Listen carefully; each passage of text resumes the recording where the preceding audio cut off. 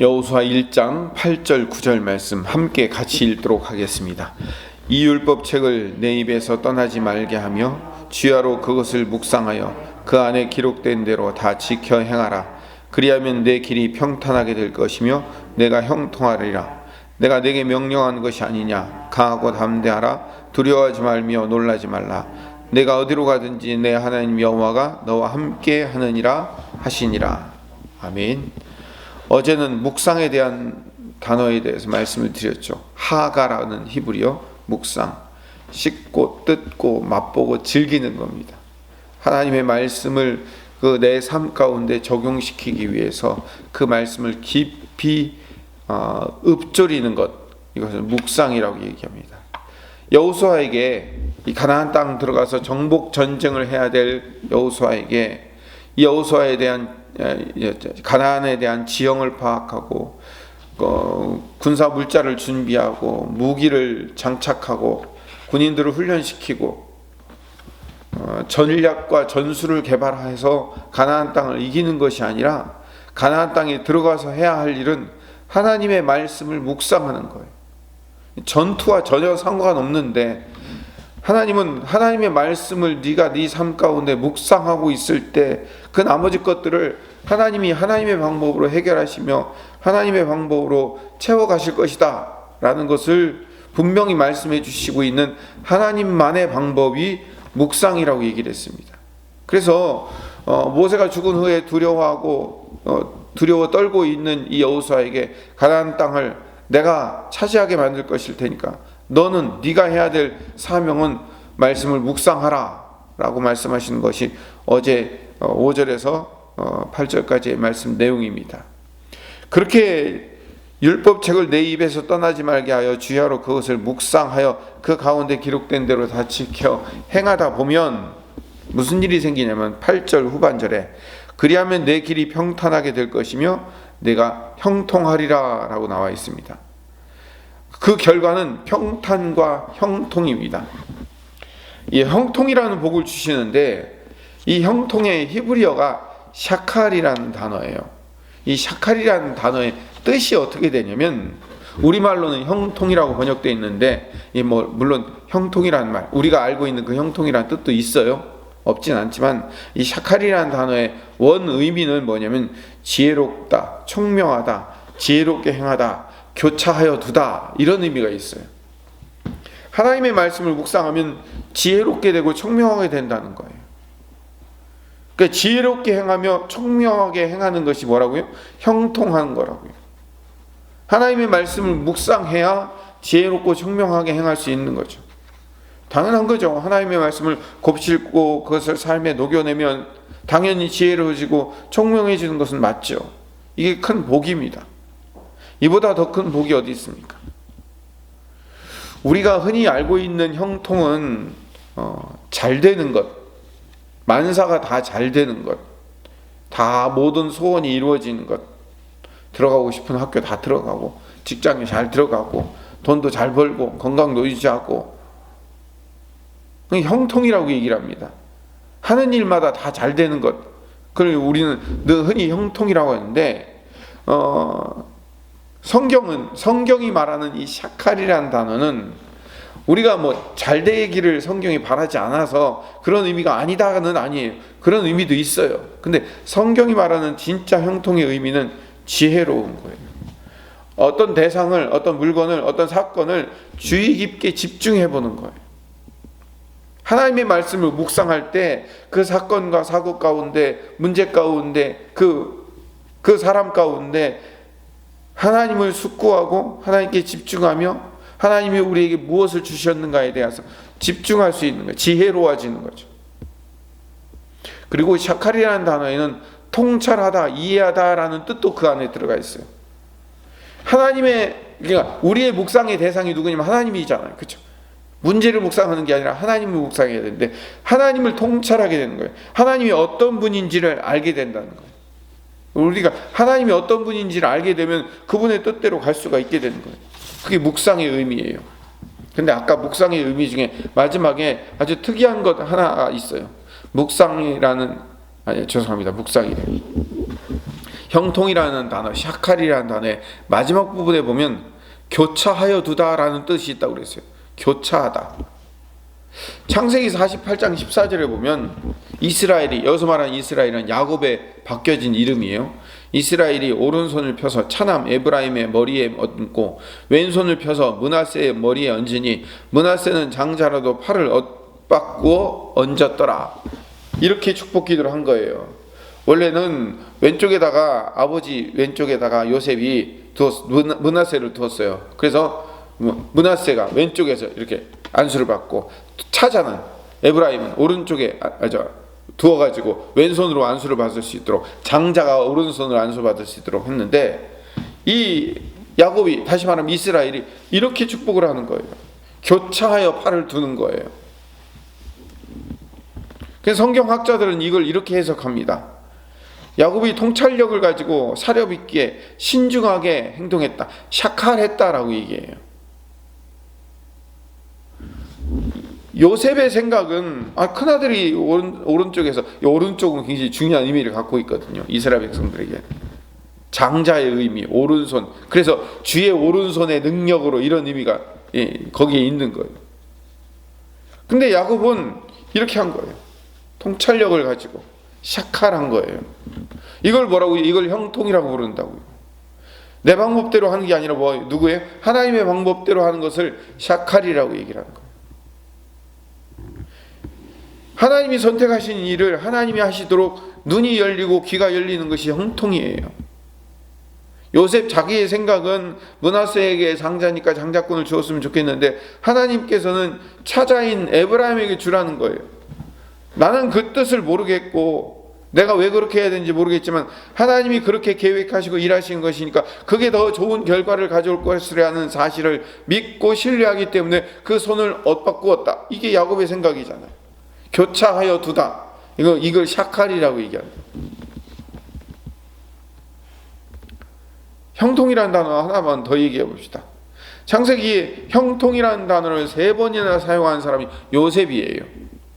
우리가 잘 알고 있죠. 창세기 39장 2절에 보면 여호와께서 요셉과 함께 하심으로 그가 형통한 자가 되어 그의 주인 애굽 사람의 집에 있느니라. 보디발 장군의 집에서 형통했다는 거예요. 창세기 39장 3절에 보면 그의 주인이 여호와께서 그와 함께 하심을 보매 또 여호와께서 그의 범사에 형통케 하심을 보았더라. 그 노예로 팔려갔는데 보디발 장군 집에서 요셉과 함께 있으면 뭐든지 다 형통해지더라는 거죠. 창세기 39장 23절 마지막, 간수장은 그의 손에 맡긴 것을 무엇이든지 살펴보지 아니하였으니 이는 여호와께서 요셉과 함께 하심이라. 여호와께서 그를 범사에 형통하게 하셨더라. 여기서 사용된 형통이라는 단어는 찰라흐라는 단어예요. 아까 샤칼이라는 단어로 번역된 형통은 지혜롭게 하다, 지혜롭다, 엇바꾸다, 이런 의미고, 지금 여기서 3번 사용된 형통이라는 단어는 찰라흐라는 단어는 우리가 알고 있는 그 잘되다, 이런 의미에서 형통하다, 성공하다, 유익하다, 앞으로 잘 나가다, 그런 우리가 알고 있는 그 형통이에요. 그런데 여러분, 우리가 알고 있는 그 단어를 쓴 건 맞아요. 쓴 건 맞는데 지금 요셉이 형통하다고 하는 그 형통의 상황을 한번 살펴봅시다. 요셉의 삶에서 늘 형통이라는 단어가 3번이나 사용될 때는 항상 하나님이 요셉과 함께 하심으로 형통한 자가 돼요. 그러니까 여호와께서 요셉과 함께 하심으로가 항상 이 찰라라는 단어와 붙어서 사용돼요. 단 한 번도 자기 혼자는 사용된 적이 없어요. 그러니까 요셉이 형통할 수 있는 이유는 뭐예요? 하나님과 함께 하시기 때문에 그런 거예요. 하나님이 함께 하심, 임마누엘이 형통인 거예요. 또한 요셉의 지금의 삶의 상황을 보면 보디발 장군의 집에서 노예 생활할 때 형통했어요. 하나님께서 요셉과 함께 하심을 보디발이 봤다는 거예요. 감옥에 들어갔을 때 간수장이 요셉과 함께 하심을 보았다는 거예요. 노예 생활과 감옥 생활을 아주 잘한 것을 지금 성경에서 형통이라고 불러요. 그게 형통이에요. 노예 생활, 감옥 생활 잘한 게. 우리가 느끼기에 형통이 그겁니까? 진짜 형통은 뭐예요? 노예로 팔려가지 않는 게 형통이죠. 감옥에 들어가지 않는 게 형통이죠. 아버지 집에서 형들에게 미움을 받아서 노예로 팔려가지 않는 것 자체가 형통이죠. 근데 요셉은 지금 어떻게 됐어요? 팔려가서 형통은 형통이 아닌 거예요. 근데 하나님이 함께 하심으로 형통한 자가 되어라고 얘기했어요. 자, 그러면 성경에서 말하는 샬라흐 형통은 뭘 의미할까요? 아무런 문제가 없고 술술술술 잘 풀리는 것이 형통이 아니에요. 성경에서 말하는 형통은 제가 늘 아주 여러분 귀에 따갑도록 얘기하잖아요. 어떠한 상황과 환경 가운데서도, 그 어떠한 상황과 환경 가운데서라든 말은 뭐예요? 우리가 좋을 때도 있지만 나쁠 때도 있는 거예요. 인생은 굴곡이 있잖아요. 여러분 인생 보세요. 늘 굴곡이 있잖아요. 저라고 다르겠습니까? 늘 굴곡이 있잖아요.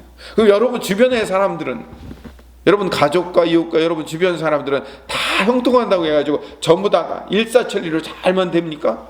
그런 사람 봤습니까? 아니에요. 늘 인생은 굴곡이 있는 거예요. 늘 인생.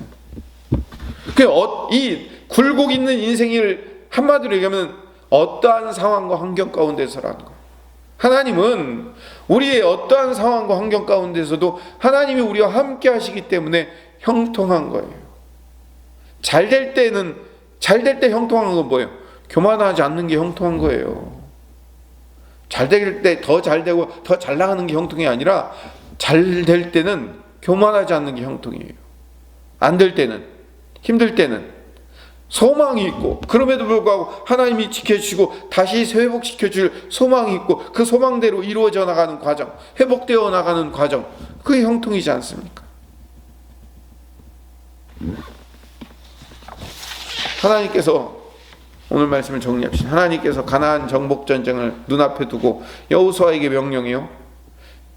아까 처음에 말씀드렸네요. 전쟁을 실질적으로 준비하고 무기를 준비하고 함으로 가나안 땅을 준비하는 게 아니라 하나님의 말씀에 집중하여 묵상하고 그 말씀이 내 삶에 녹아들 수 있도록 씹고 듣고 맛보고 즐기는 하가를 하고 있을 때 우리 인생이 형통해진다는 거예요.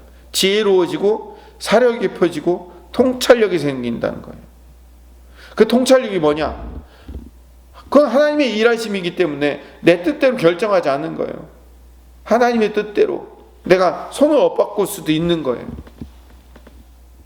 여호수아에게 주시는 형통은 그런 의미에서의 형통이에요. 하나님의 마음을 알고 그 뜻을 깨달아 순종하는 마음, 그 형통이에요. 여호수아에게 실제로 가나안 땅에 들어갔을 때 그 형통이 시작됐어요. 요단강을 건널 때, 여리고성을 무너뜨릴 때 여호수아와 이스라엘 백성들이 한 일이 뭐예요? 꽝총 메고, 꽝총이란 게 뭐냐면 총을 제대로 딱 잡는 게 아니라 총을 이렇게 비스듬히 들고 다닌다. 예비군들 메고 다니는 거죠. 꽝총 메고 이 여리고성 도는 것밖에 없어요. 근데 여리고성이 무너지잖아요. 그냥 하나님을 바라보고 시키는 일에 순종하는 것,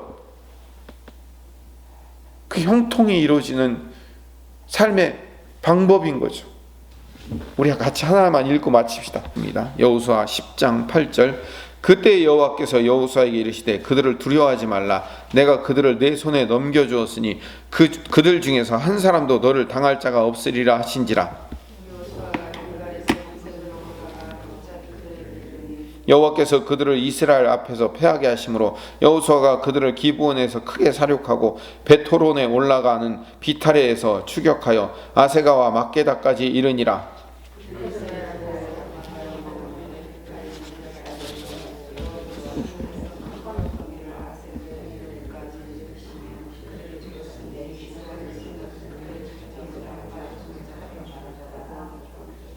여호와께서 아모리 사람을 이스라엘 자손에게 넘겨주시던 날에 여호수아가 여호와께 아뢰어 이스라엘의 목전에서 이르되 태양아 너는 기브온 위에 머무르라. 달아 너도 아얄론 골짜기에서 그리할지어다 하매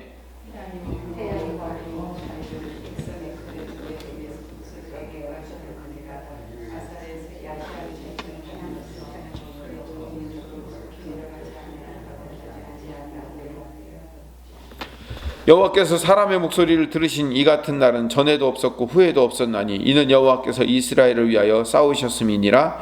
여호수아가 온 이스라엘과 더불어 길갈 진영으로 돌아왔더라. 어떻게 일하셨어요? 하나님이 하나님의 방법으로 우박덩이를 내리고 해를 멈추게 하고 하나님이 일하시는 거예요. 거기에 인간은 도구로 사용된 거죠. 이걸 형통이라고 얘기한 거예요.